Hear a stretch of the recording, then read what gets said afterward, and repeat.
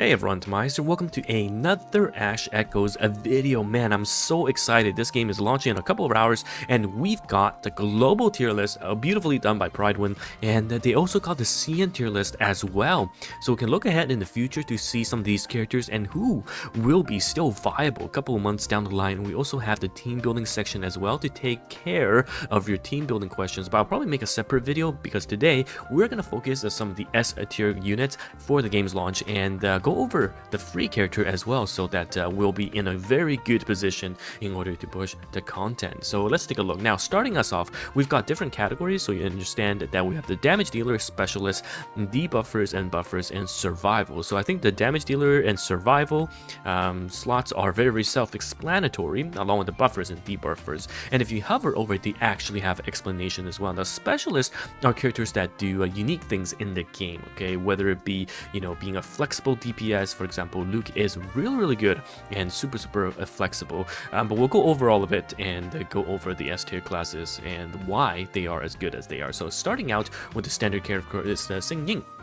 So Xing Ying is the core of the physical and summoner teams. So right off the bat, if you have the summoner tab, you can see that for the team building section here, right, we've got Xing Ying here as the summoner team, and then we've got tanks and DPS. So you are obviously going to see some of the units are going to be interchangeable, but for the core team builds, we'll go over for Xing Ying is going to be the physical and the summoner teams. She has good anti-air and DPS capabilities, and she does retain her value. And this is the thing I'm going to touch upon in this video, is because not only are we going to take a look at the global server tier list, but retaining her value in order to be viable in the later patches is also very important, because we don't want to get power crept out of existence, right? So here right now, Xing Ying is still A tier for the CM, and if you hover over, you can see from S tier to A tier, you know, that's A-okay.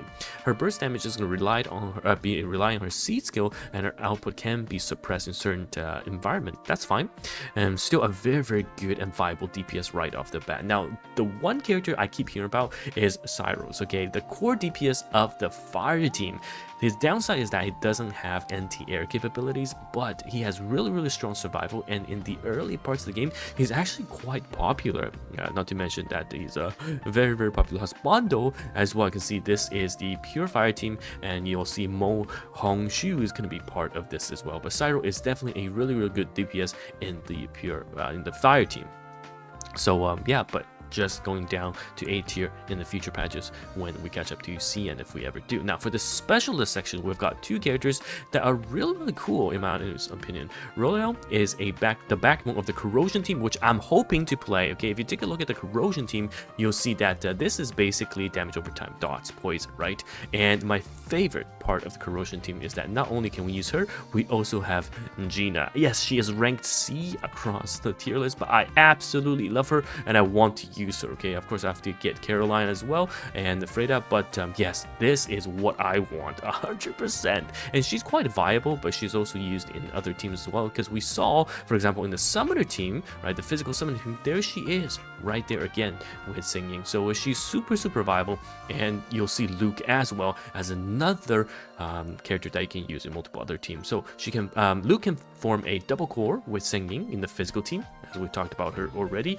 and as a versatile ecomancer, being able to taunt, intercept, barrier allows him to be slotted in basically most of the team compositions if you don't have the optimized units. And that's what's so key, in my honest opinion, about him, is that you know what, if you are missing a slot, just slot Luke in for the next little while. And the only downside, as you can see here, in the future versions, of course, damage is gonna be slightly lower in comparison to some of the other characters, so that's why he drops to an A rating. But they're all quite good. S to A after a couple of patches, there's no problem. Now, the real star is going to be Freda, okay? Freda is honestly super broken as supports, and you guys know, if you do play gacha games, supports are characters that often last for a very long time, okay? She is able to reduce damage taken, heal allies passively, and reduce cooldown, it just sounds so broken. I mean, that's just absolutely crazy. Not to mention, she also increases the crit rate and the damage for the team. You can see they even call her the Secret 7-star over on CN, and S tier for global at release and S tier in CN despite all of these new patches and new characters. And if you go to the team building section, that's right, look at the teams you need a support. Here's Freyda, and the corrosion electrocution team is still Freyda, freeze team, you guessed it, Freyda. So all of the teams do benefit from getting Freyda. So yeah, I'll probably make a team building guide with her as well, where she can just be slotting every single team, and you will truly see the versatility, and definitely a character that is worth picking up. Now I'm going to talk about this 8 rank character who is a 5-star. Okay, so this is Sambeka, and if you watch my previous video, you know that she is completely free. That's right, by joining the Discord event, you'll get a copy of her for free, and she's decently alright because she can create the water zone, which will be able to allow you to trigger lightning reactions, and also use wind to push away the mist and change the weather. So a lot of terrain manipulation, which is great. Damage is a bit lacking, but still, as a free character, you can't complain, and definitely one worth putting on your team if you do lack some of these top tier units. Now moving forward into the survival category, we've got 2 really beautiful units. Now Longqing is a superstar. She is going to be S tier in global and S tier in CN still, okay? And the last time we talked about a character that is retains her value is going to be Freyda. So Longqing is in the same category. Best healing potential, and it provides an absurd amount of damage reduction. You've got barriers as well as part of her seed skill. So with the extra survivability that she brings to the team, the rest of your characters will be able to survive, and hopefully that's enough to clear the stage or the boss you're trying to fight. Now last but certainly not least, we've got Mo Hong Shu. Okay, she's so gorgeous, right behind my favorite character for the game, which is going to be Gina. But her art, the stalking, chef's kiss. But she is one of the tankiest, actually in fact the tankiest Echomancer in the entire game. If you are failing the stage because she's dying, then clearly you are underleveled or undergeared, and go back and make your unit stronger. But she is able to pretty much tank everything the game throws at her with relative ease, and even add more copies. If you go to the team building section, look at the fire compositions, she's going to be so good in junction with characters like Cyros, right? These 2 fire core is absolutely bonkers, okay?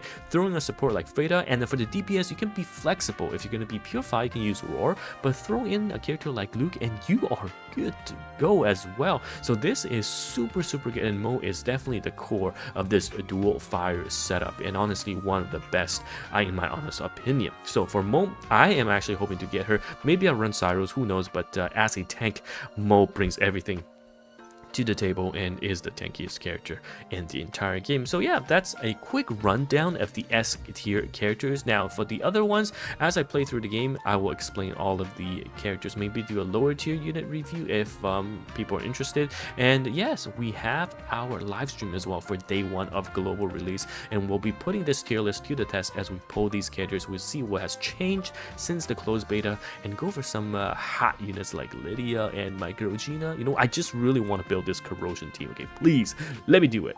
Anyhow, thank you so much guys for watching this video, and we got more upcoming team building.